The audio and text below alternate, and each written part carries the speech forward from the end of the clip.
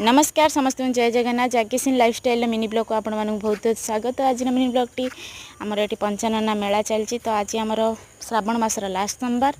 तो आपण मानकर तो जो मैंने घर हो पुरी भुवनेश्वर कटक होकर तो एपटे सरीगला जेहेतु भाद्र मास चलला पुनई गला तो भाद्र मास चलला जेहेतु आमर भद्रक आउट सैड्रे तो आमर चलती एपर्त भी संक्रांति जेहेतु जाए ना श्रावण मास चलती।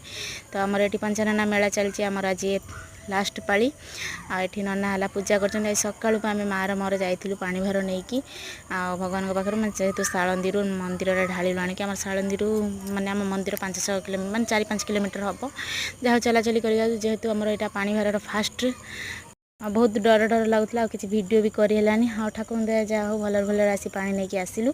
तापर ये आम मानसिक करथिला माँ टिके पूजा करियो बोली आज लास्ट पड़े आमर आंकड़न मेला होची।